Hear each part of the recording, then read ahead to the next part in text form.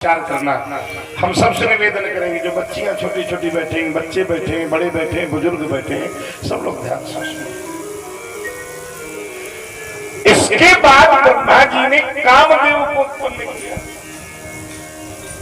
कामदेव को उन्होंने कहा कि तुम काम उत्पन्न करके सृजन में, सृष्टि में सहायता करो।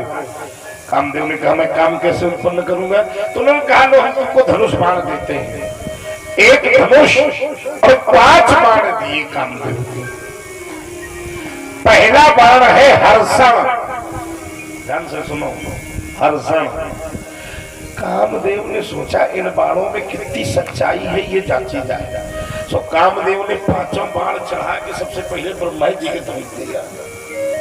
बोले टेस्ट पिताजी में कर ले तो पता चलेगा ये काम करेंगे संसार में कि नहीं।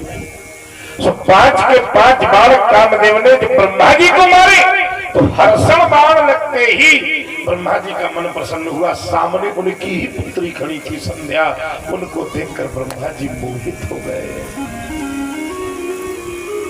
ब्रह्मा जी के पुत्र धर्म बगल में खड़े थे। धर्म को ये बात अच्छी नहीं लगी। अब हमको कुछ तो अलग सुनाना ही पड़ेगा। तो बोलो वृंदावन बिहारी लाल की। तो धर्म ने भगवान शिव का स्मरण किया। भगवान शिव प्रकट हुए, ब्रह्मा जी को बहुत डांटा, बड़ा धकारा। ब्रह्मा जी बड़े लज्जित हुए और कामदेव की ओर देखा कि बेटा हमारे ही बेटा होकर तुमने हमारे ऊपर प्रयोग कर दिया।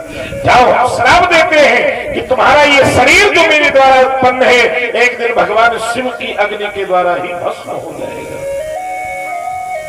इधर संध्या को बड़ी ग्लानि हुई कि मेरे कारण मेरे पिता का इतना बड़ा अपमान हुआ, मैं ये शरीर ही नहीं रखूंगी। तो उन्होंने जाकर शैल पर्वत पर बड़ी घोर तपस्या की। उनकी तपस्या से शिव प्रसन्न हुए। शंकर जी से बोली कि मुझे वो वरदान दो जो किसी को न प्राप्त हो। कौन सा वरदान? पहले तो मेरा पति ऐसा हो जो संसार में उसकी जोड़ का कोई तपस्वी न हो।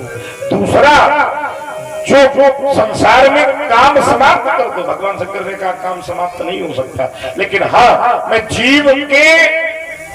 जीवन को 4 भागों में बांटे दे रहा हूं। ध्यान से सुनिएगा। पहला होगा शैशवावस्था, बाल्यावस्था, किशोरावस्था या यौवनावस्था और वृद्धावस्था। 4 अवस्थाओं में 3 अवस्था में काम नहीं होगा। बालक को काम नहीं होता, बूढ़े को काम नहीं होता, केवल यौवनावस्था में काम रहेगा। कलयुग में किशोरावस्था में भी काम पीड़ित करेगा। ये कलयुग के प्रभाव के कारण। बड़ी पवित्रता थी पहले। हम लोग याद करिए मठ साहब, अच्छा 10-11 तक हम लोग कोई भेद ही नहीं जानते थे अंतरंग वाले। अब माहौल कितना दूषित होता गया। तो 4 भागों में बांटा। काम केवल यौवनावस्था में जीव को पीड़ित करेगा, ये वरदान दिया। और चौथा वरदान मांगा कि मेरी ओर जो भी देखे, ध्यान देना जरा, उसके जीवन में नपुंसकता आ जाएगा। मुझे देखकर जो कामी हो उसका सब कुछ समाप्त हो जाए। भगवान शंकर ने कहा तथास्तु, जाओ इस समय इसी पर्वत पर ऋषि यज्ञ कर रहे हैं, तुम अपना शरीर त्यागना चाहते थे, त्यागो। अदृश्य होकर उस शरीर को त्यागा, किसी ने नहीं देखा। तो उस शरीर के 2 भाग हुए। एक भाग से 3 काल की संध्या बनी, सुबह, दोपहर और शाम। और एक भाग से माता अरुंधति का प्रकट हुआ और मैया अरुंधति का विवाह वशिष्ठ जी के साथ हुआ। 3 काल की संध्या वहीं से प्रकट हुई है। इसलिए संध्या काल में न तो काम करना चाहिए, न क्रोध करना चाहिए, न लोभ करना चाहिए, न भोजन करना चाहिए। उस समय तो गुरु जी के द्वारा बताया गया सीताराम ही करना चाहिए। कितने लोग करोगे आज के बाद? हाथ खड़ा करो। पक्का? बिटिया सब हाथ खड़ा करो। संध्या काल में सारे काम वर्जित हैं। और यही इसका प्रमाण मिला। माता दिति ने अगर संध्या काल में कश्यप जी को विवश न किया होता और ये मिलन न हुआ होता तो हिरण्यकश्यप और हिरण्याक्ष का जन्म न हुआ। आज भगवान नरसिंह का प्रकट हुआ। ब्रह्मा के सारे वरदानों की सुरक्षा करते हुए उन्होंने हिरण्यकश्यप का वध किया। वर्ण व्यवस्था सुनाई, आश्रम व्यवस्था सुनाई। 8वें स्कंद का नाम है मनवंतर स्कंद। कितने लोग मनवंतर माने जानते हैं क्या होता है? कोई बताएगा? बताएं तो हमें लगता है गिनती के बाहर हो चुकी है। आइए हम आपको बताते हैं, याद रखना। ठीक, मनवंतर है एक समय की इकाई। क्या है भैया? अच्छा, अब हम लोग थोड़ा नीचे से चले। 1 मिनट में कितने सेकंड होते हैं?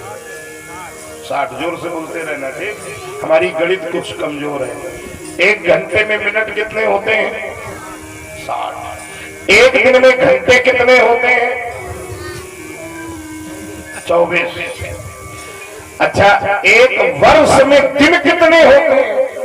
365। ओके, अब यहां तक दिन तक आ गए ना, वर्ष तक आ गए हम लोग। क्यों बाबूजी? अब बताओ जरा, कलयुग कितने वर्षों का होता है? बहुत सुंदर, 4,32,000 का। अच्छा, एक ट्रिक बता दूं तुमको याद करने की। चारों ही कलयुग भर याद कर लो, चारों युग याद हो जाएंगे कितने कितने के होते हैं। कलयुग का जस्ट दुगना होता है द्वापर, और कलयुग का तिगुना होता है त्रेता, और 4 गुना होता है सतयुग। 4,32 का दुगना कितना हुआ? 8,64। 4,32 का तिगुना कितना हुआ? 12,96। और 4,32 का चौगुना हुआ 17,28,000 वर्ष। और चारों चतुर्युग को मिलाकर होते हैं 43,20,000 वर्ष। यानी 43,20,000 वर्ष बीतते हैं, तब एक चतुर्युग बीतता है। और जब 71 चतुर्युग बीतते हैं, तब एक मनवंतर होता है। और महाराज, एक मनवंतर की आयु इंद्र की होती है। और जब 14 मनवंतर बीतते हैं, तब ब्रह्मा जी का 1 दिन होता है। यानी ब्रह्मा जी के 1 दिन में 14 इंद्र डिसमिस हो जाते हैं। और जब ब्रह्मा जी के 100 वर्ष बीतते हैं, तब विष्णु जी की एक बार पलक झपकती है। और जब विष्णु जी के 100 वर्ष बीत जाते हैं, तो शंकर जी की एक बार पलक झपकती है। बोलो शंकर भगवान की।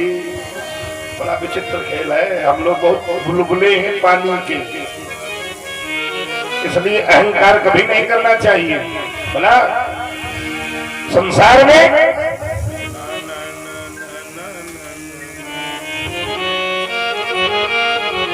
आइए, एक बड़ा अच्छा भजन है, और गुरुदेव की कृपा से इस भजन को बड़ा प्रेम मिला। और इस भजन में लाखों नहीं करोड़ों की मात्रा में व्यूज प्राप्त करती है। गुरुदेव के चरणों में समर्पित कर रहा हूं। अरे जीवन तो भैया एक रील है, कभी पैसेंजर कभी मेल है। जीवन तो भैया एक रील है, कभी पैसेंजर कभी मेल है। जीवन तो भैया एक रील है, कभी पैसेंजर कभी मेल है।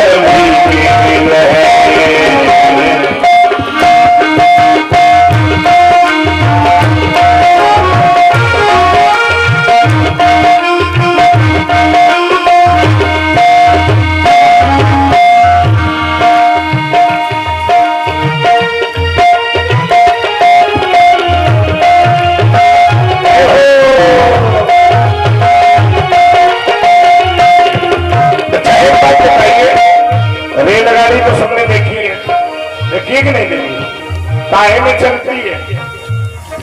बोलो। पटरी में। शाबाश बहादुर। पटरी में चलती है ना, तो वो वाली रेलगाड़ी चलती है पटरी में, तो जीवन की रेलगाड़ी भी सड़क में थोड़ी चलेगी, इसके लिए भी पटरी चाहिए। सुख दुख की पटरी में दौड़ लगाती है। हमको मंजिल तक ये पहुंचाती है। सतयुग की पटरी लगाती है, हमको मंजिल तक ये पहुंचाती है। सांसों का जब तक इसमें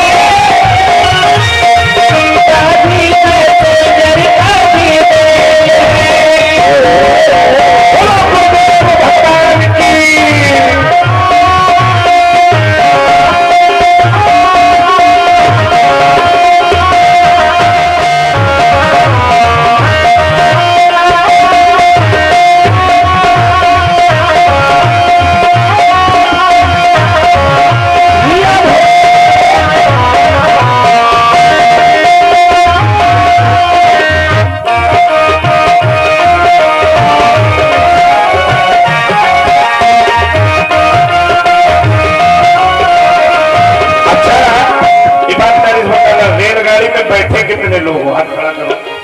पक्का? अच्छा, रेलगाड़ी में बैठने से पहले क्या कुछ ऐसा बैठा जाता है, कुछ किया जाता है, टिकट लिया जाता है ना? तो इस मानव रूपी रेलगाड़ी में बैठना है तो भी टिकट लेना पड़ेगा। कैसे? अच्छे कर्मों का टिकट कटा लेना, पूछेगी की तो फिर दिखला देना। अच्छे कर्मों का टिकट कटा लेना, पूछेगी की तो फिर दिखला देना। बिना टिकट तो सीधी जेल है, कभी पैसे कभी जेल है। जीवन तो भैया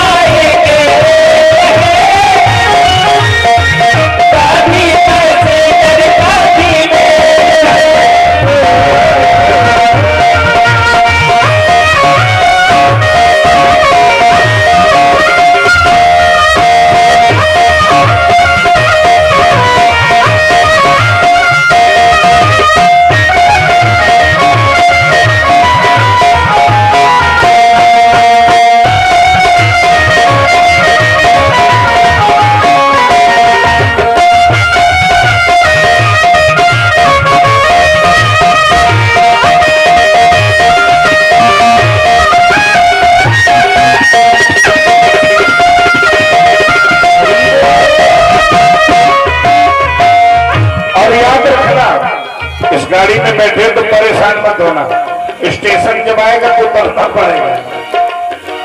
रिश्ते भी बनते और बिगड़ते हैं, यात्री भी चढ़ते और उतरते हैं। रिश्ते भी बनते और बिगड़ते हैं, यात्री भी चढ़ते और उतरते हैं। आज हमारे संबंध किसी से बहुत अच्छे और कम भी हो सकते हैं। हमारे साथ में जो यात्रा कर रहे हैं वो उतर सकते हैं, नए चढ़ भी सकते हैं।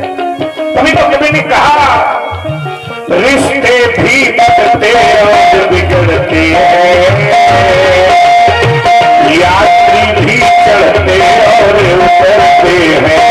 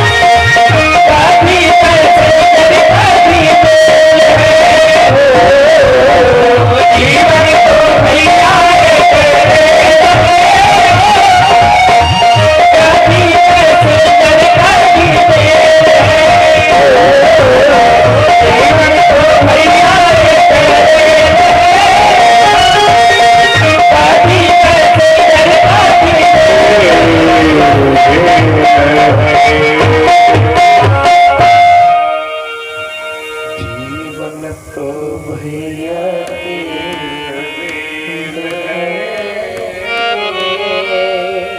कभी पैसेंजर कभी है।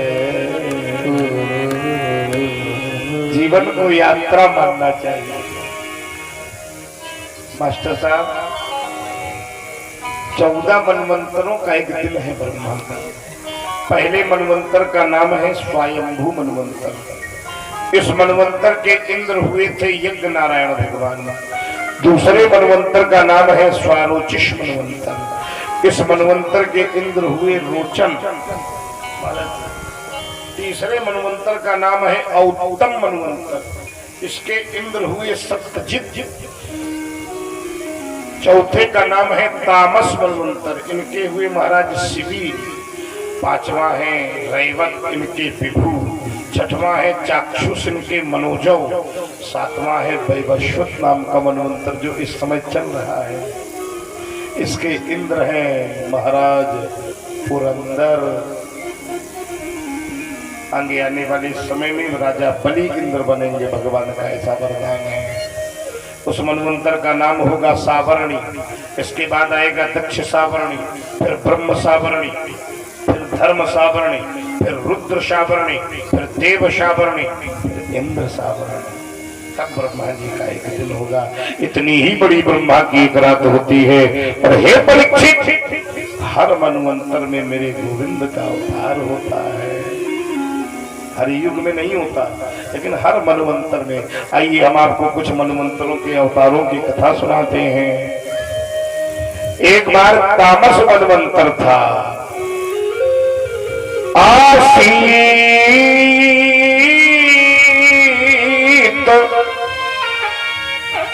गिरिवरो राजन। सुखदेव जी कहते हैं राजा परीक्षित, आसीत माने था, गिरिवर माने त्रिकूट नाम का पहाड़ था। त्रिकूटम इति विश्रुतः,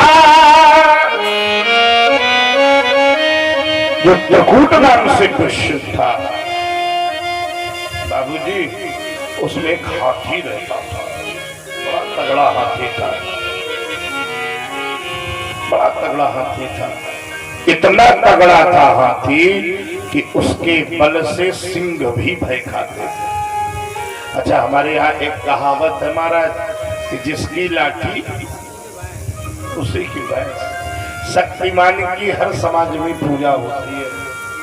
तो जंगल की जितनी हथनियां थी ना, तो उसी से विवाह कर लिया उन्होंने कि इसके साथ रहेंगे तो सुरक्षित रहेंगे, मस्त रहेंगे, स्वस्थ रहेंगे। बहुत बड़ा परिवार बन गया। एक दिन उस हाथी को बड़ी जोरों की प्यास लगी, तो पूरे परिवार के साथ उतरकर एक सरोवर में आया। सबने पानी पिया, मदमस्त तो था ही। सोचा कि गर्मी का समय थोड़ी क्रीड़ा भी कर लूं। उसी सरोवर में उतर गया और पत्नियों के ऊपर जल विहार करने लगा। उसी सरोवर में एक मगरमच्छ रहता था।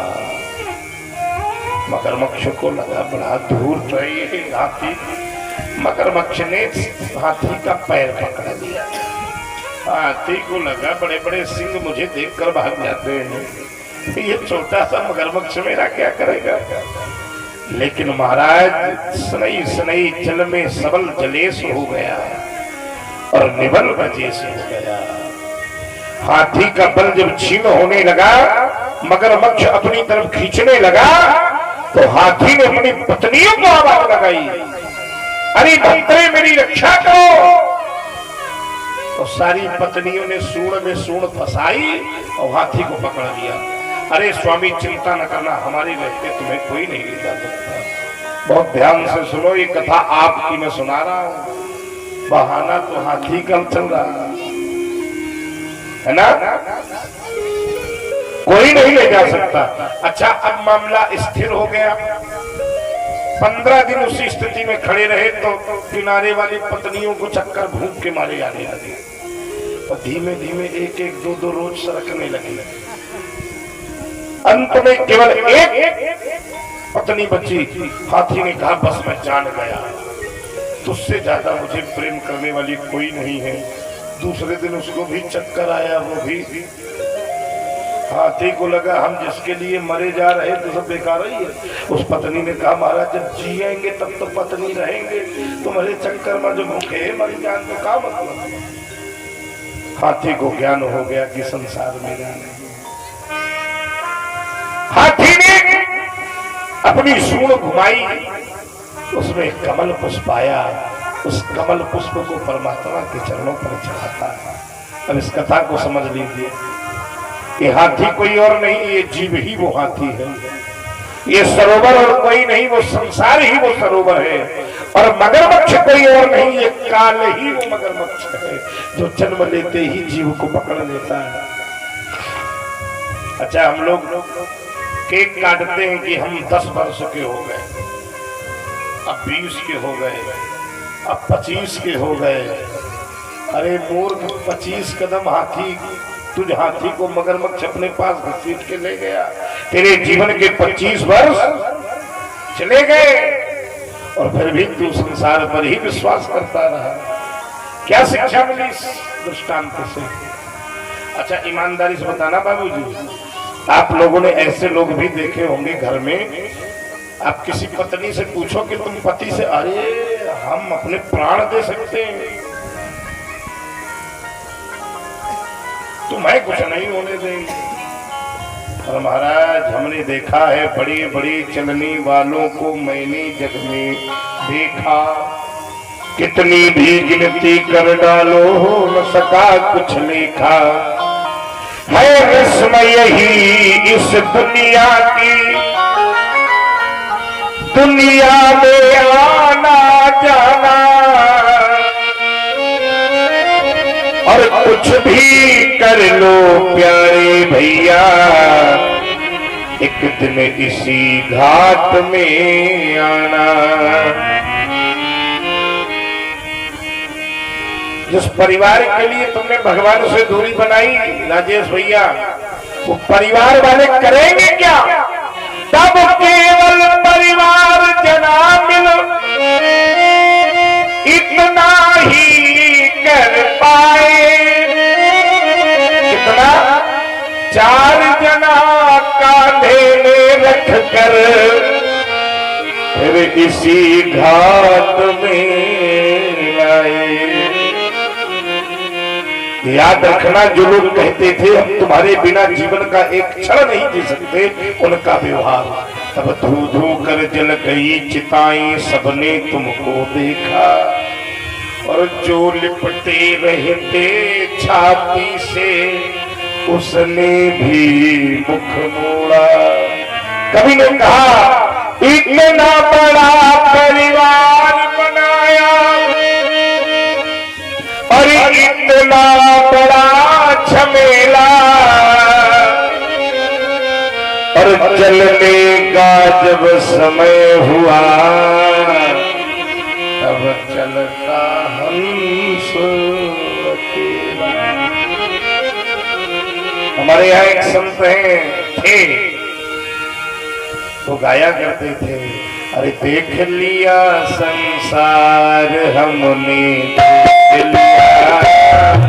लिया संसार हमने, देख लिया सब मतलब यार हमने,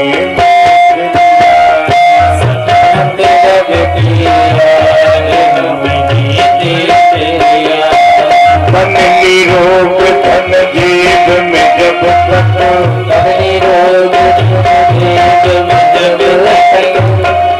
राम जी ये गीत परम पूज्य राजेश्वरानंद जी गाया थे, उनका स्वयं का निर्मित गीत है।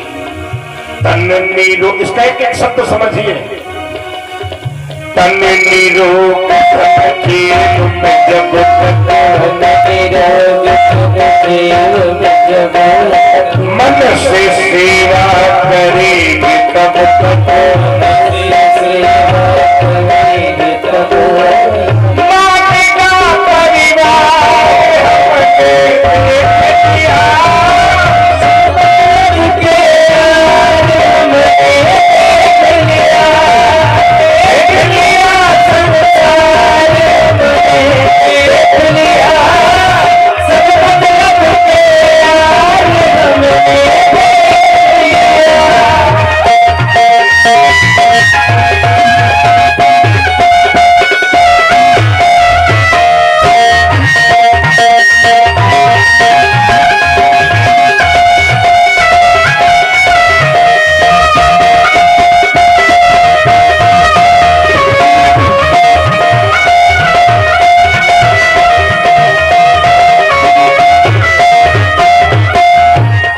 ध्यान देना, जिस जिसका विश्वास किया है, जिस जिसका विश्वास किया है, संसार पर विश्वास करोगे तो धोखा मिलेगा। नोट कर लो।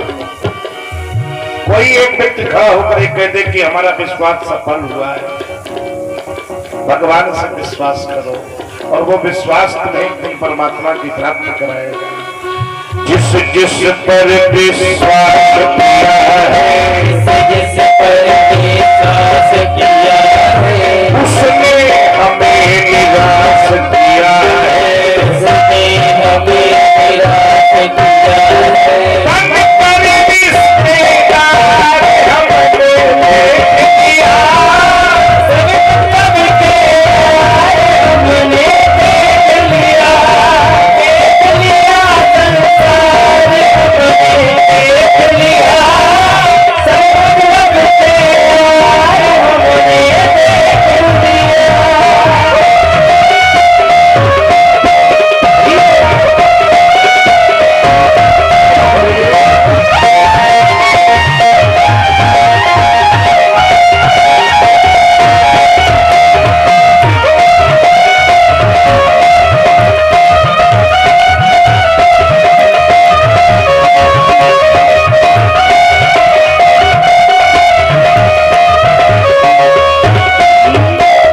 अब इस भजन में बड़ा बहुत है, अंतिम भाव है जो गुरु जी आप लोगों से कहा करते थे। स्वामी जी क्या कहते थे?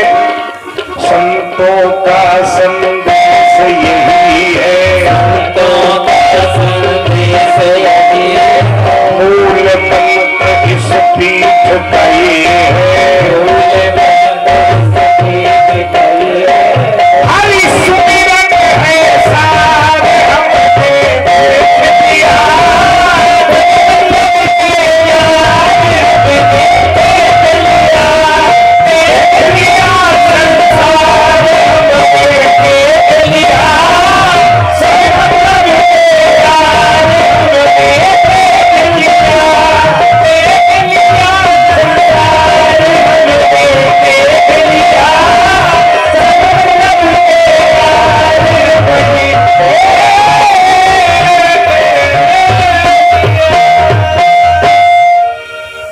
देख लिया संसार हमने देख लिया, सब मंत्र के यार हमने बस हाथी को मरते समय वो याद आ गया। और दुर्भाग्य क्या है कि हम लोग मरते समय भी परिवार को बुलाते रहते हैं। अंते ही या गति सहमति, बार बार जन्म लेना पड़ता है। अच्छा, हाथी ने बुलाया किसको? नाम किसी का नहीं लिया उसने।